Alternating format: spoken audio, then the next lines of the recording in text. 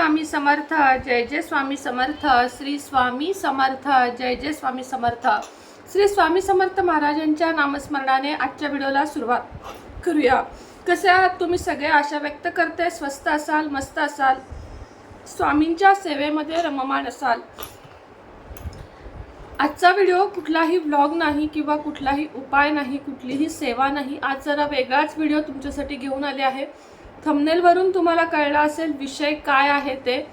एका अशा स्वामी भक्ताला माझा सलाम, जो सगळ्या स्वामी भक्तात मला खरंच श्रेष्ठ वाटतो, तो दादा, आणि त्याच्याविषयीच मी आज बोलणार आहे। बऱ्याच जणांना माहीत असेल, माहीत नसेल त्यांनी त्यांच्या चॅनेलला अवश्य भेट द्या। अंजलीबाई ऑफिशियल चॅनेलचं नाव आहे। पुन्हा एकदा सांगते, अंजलीबाई ऑफिशियल। दोन नवरा बायको आहेत आणि दोघांचेही अगदी फार 2च वर्ष झाले असतील लग्नाला, 2 नाही तर 3 वर्ष फार।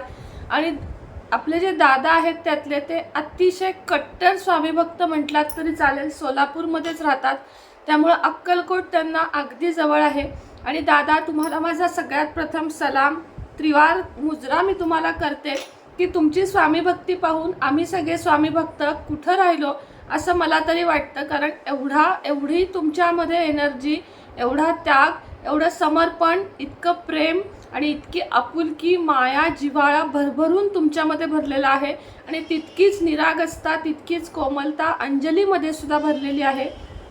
ही कहाणी आहे एका जोडप्याची। तुम्हाला सांगितलं, ज्यांचं लग्न 2-3 वर्षापूर्वीच झालेलं आहे। अंजली ही नास्तिक, म्हणजे देवाला न मानणारी, तर आपले हे दादा आहेत देवाला अतिशय, म्हणजे स्वामींना जबरदस्त मानणारे आहेत।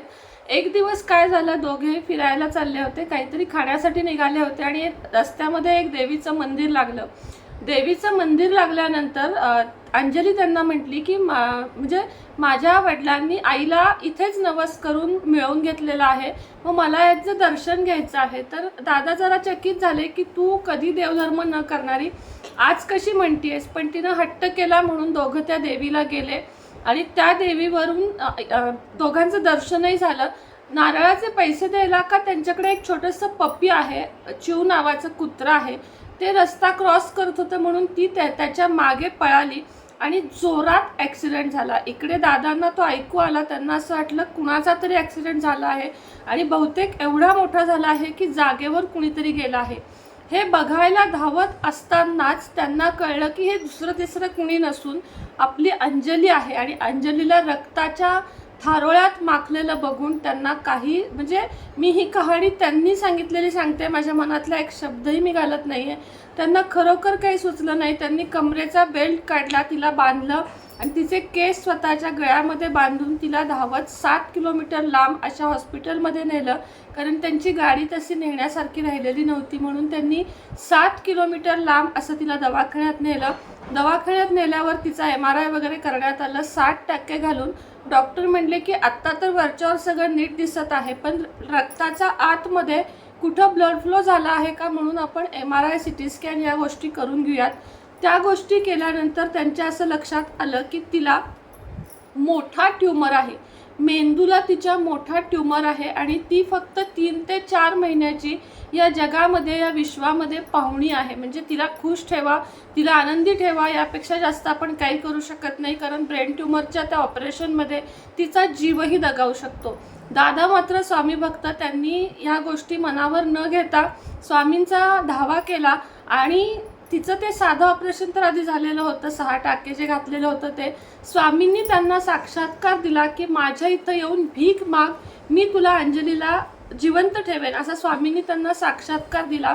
या दादांनी कशाचाही, ना इज्जतीचा, ना मान सन्मान, कशाचाही विचार न करता पूर्ण दिवस अक्कलकोटमध्ये, अक्षरशः मी तुम्हाला या पोस्टरमध्ये दाखवलं, हा व्हिडिओ त्यांच्या चॅनलवरही बघायला मिळेल, असं पदर पसरून त्यांनी सगळ्यांकडे भीक मागितली।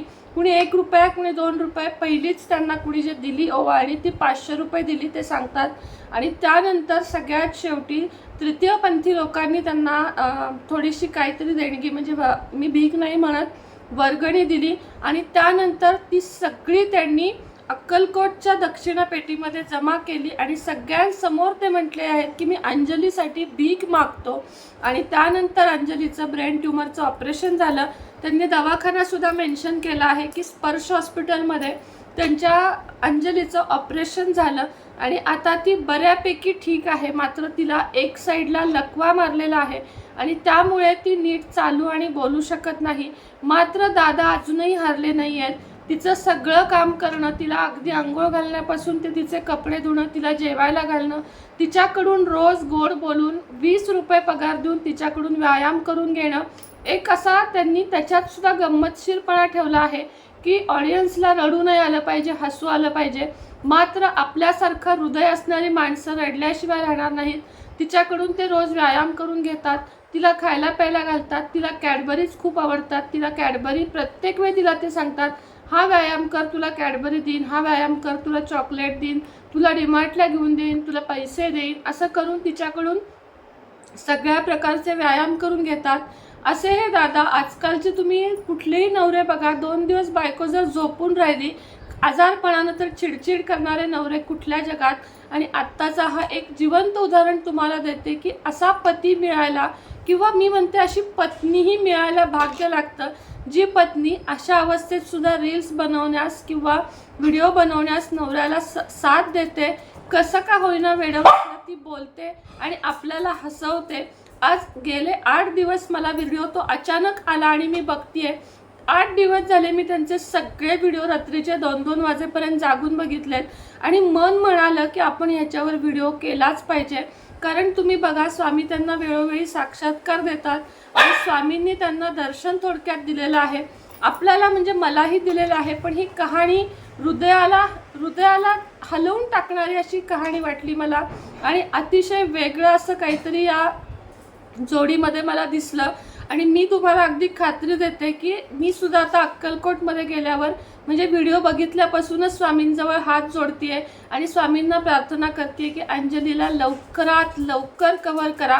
आणि पौर्णिमे दिवशी अक्कलकोटला गेल्यावर मी या दादांकडे आणि अंजली ताईंना जरूर भेट देणार आहे. माझी प्रचंड इच्छा आहे की अक्कलकोटचा अंगारा तिला लावायचा आणि तिच्या डोक्यावरून एकदा हात फिरवायचा.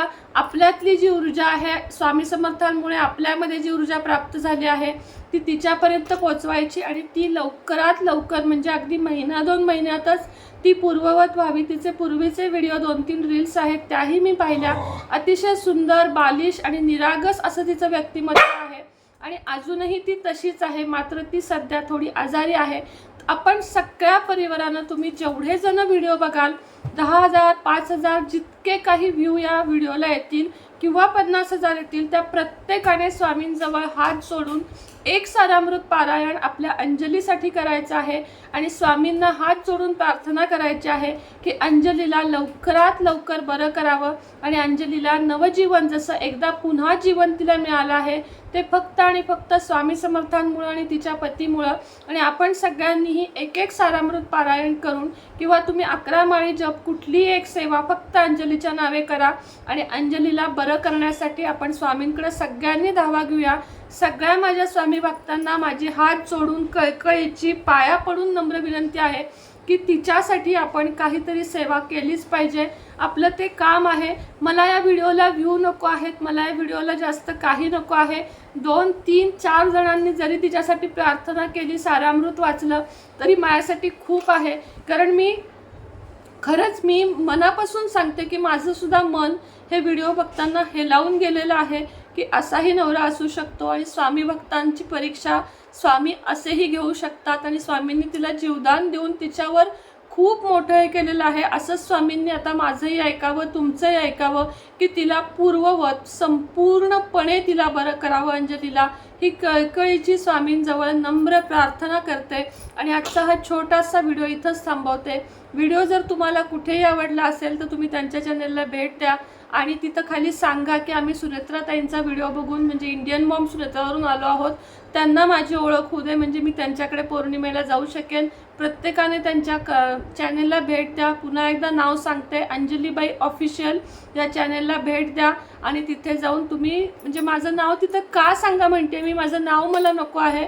तर त्यांना माझी ओळख व्हावी, त्यांनी माझ्या चॅनलवर येऊन मला स्वतः घरी बोलवावं, कारण मला अंजलीला बघायचं आहे, अंजलीकडे जायचं आहे. माझी ओढ घेत आहेत पावलं आत्तापासूनच तिथं, आणि मी पौर्णिमे दिवशी नक्की जाणार आहे त्यांच्या घरी, नक्की भेट देणार आहे. भले मी स्वामी समर्थांपर्यंत जाऊन मला उशीर होऊ दे, पण मी त्यांच्या घरी जाणार आहे. श्री स्वामी समर्थ. आणि तुमच्यापैकी किती जणांना ही स्टोरी माहीत होती हे देखील सांगा. आणि खरंच बोलायला निशब्द आहे मी यापुढे. श्री स्वामी समर्थ.